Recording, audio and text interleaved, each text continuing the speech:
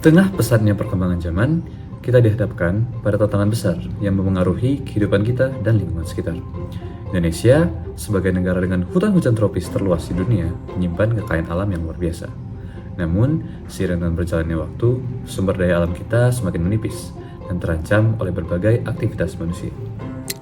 Dalam video ini, kita akan mengeksplorasi bagaimana kondisi lingkungan, air, tanah, udara, dan juga hutan berperan penting dalam menentukan apakah kita bisa hidup mapan sebelum usia 35 tahun.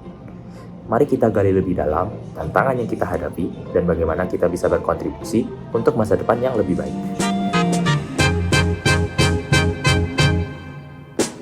Seperti yang kakak tahu, di Indonesia itu kan negara dengan hutan hujan tropis paling luas. Nah, seiring berkembangannya zaman, kan SDA di negara kita itu kayak makin sedikit, makin terkikis gitu lah. Nah, termasuk salah satunya hutan itu. Nah, menurut kakak sendiri, kira-kira dalam 15 tahun ini kita masih bisa hidup mapan nggak? Kalau kakak sendiri gimana? Kalau aku sih sangat pesimis ya sebenarnya sama kondisi Indonesia di saat ini. Kayak dengan seperti yang kamu bilang tadi, kondisi hujan tropis yang makin rusak. Terus juga kayak dari sisi industri, dari sisi pemerintah juga kita gak yang terlalu kuat gitu buat dalam mengolah sumber daya dan merecover sumber daya tersebut. Jadi menurut aku enggak. Ini kalau menurut pandangan saya Kak, mungkin 15 tahun ke depan bakalan tetap bisa mapan asalkan ada timbul kesadaran diri dari diri kita masing-masing. Misalnya tetap menjaga lingkungan sekitar. Kayak misalkan kan sekarang tadi kayak hutan mangrove, semakin lama itu semakin nggak ada ya, semakin hancur, semakin habis. Nah kalau bakalan didiemin terus, itu bakalan malah menimbulin kayak bencana alam yang kayak gitu kan. Nggak, harus ada kesadaran diri dari diri kita masing-masing. Kalau 15 tahun ke depannya kita pengen hidup tetap mapan atau lebih baik dari sekarang. SDA 15 tahun ke depan, mungkin kalau melihat kondisi sekarang ya, apalagi kayaknya ngerasanya makin buruk ya sehari-hari. Jadi mungkin 15 tahun kalau mapan ya bisa, tapi mapan tuh minimal banget. Kayak mungkin nggak sampai bisa for untuk semua orang. Kayak minimal paling makan, minum, tempat tinggal, baju, udah paling minimal itulah 15 tahun ke depan menurut saya sendiri. Sama kayak Baim, aku juga jawabnya enggak, karena kayak itu bahkan kebutuhan utama kita tuh asalnya juga dari salah satunya itu dari hutan hujan tropis itu kan. Jadi kayak menurut aku kecil aja kemungkinannya buat kita stay high ekonomi gitu. Sebenarnya juga masih 11-12 sama jawaban sebelumnya. Kayak ya tadi kita sumber dayanya udah makin berkurang dan kita sendiri tuh gak punya kemampuan buat ngolah sumber daya yang ada di Indonesia, dan akhirnya kita pastinya bergantung sama impor dan negara lain untuk ngasilin produk-produk dengan nilai yang lebih tinggi. Jadi semuanya pasti mahal dan kayaknya agak susah sih kalau untuk jadi mapan.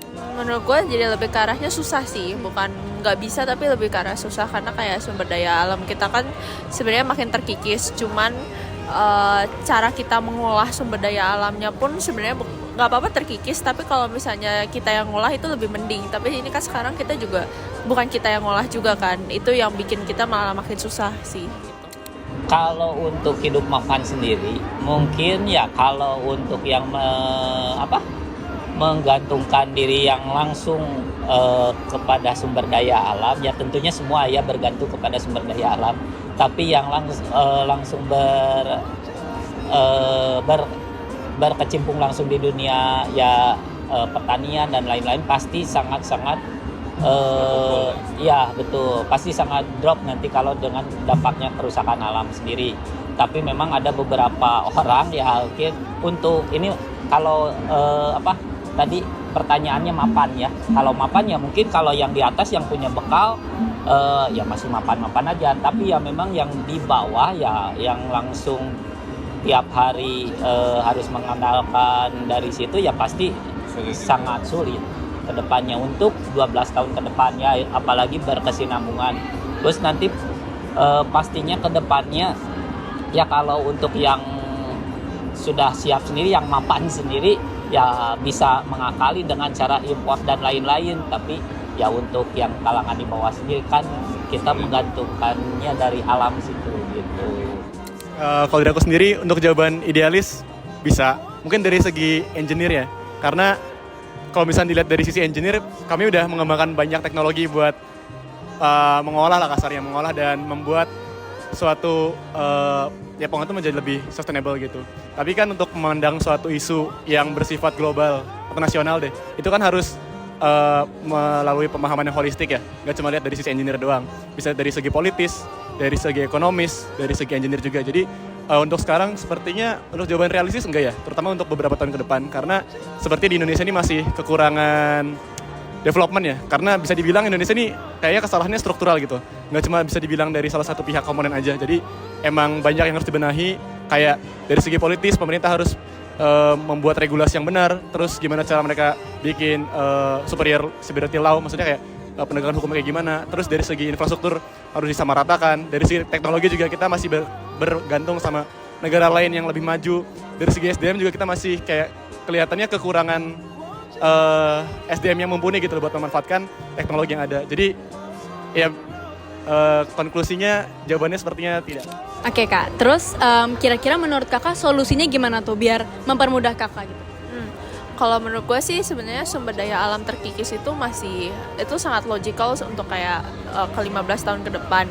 Cuman yang paling penting itu solusinya adalah gimana cara kita bisa ngolahnya juga sih. Kita nggak bisa cuma jual barang-barang mentah terus-terusan kan.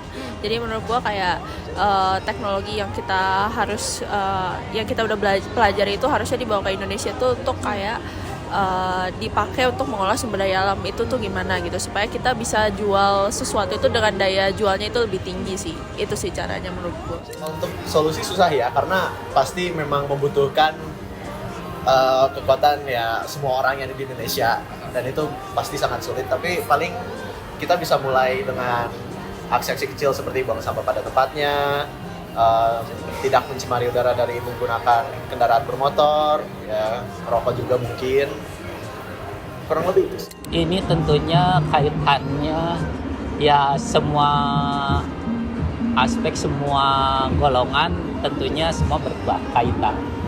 Yang dimulai dari kalangan bawah sendiri ya dampak pencemaran lingkungan bukan hanya langsung merusak lingkungannya, tapi dengan ya yang hal-hal kecil dari mulai sampah dan lain-lain itu kan menyebabkan dampak kedepannya itu ya pasti berdampak semua ke aspek yang lebih besar lagi gitu. Itu pertama dari hal sampah.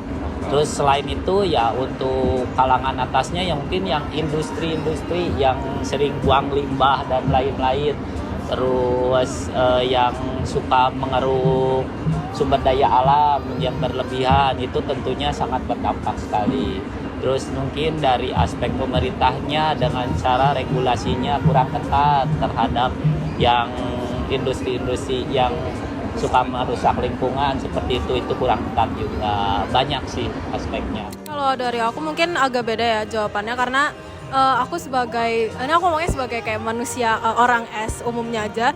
Jadi karena itu kan SDA-nya udah habis, udah hancur. Nah, preventifnya tuh kayak ngurangin konsumtif aja sih. Karena kalau misalkan kita nahan produk yang udah kita punya sekarang, kayak ya udah kita kan berarti nggak ngabisin sumber daya yang ada kan. Jadi ya ngurangin konsumtif sih.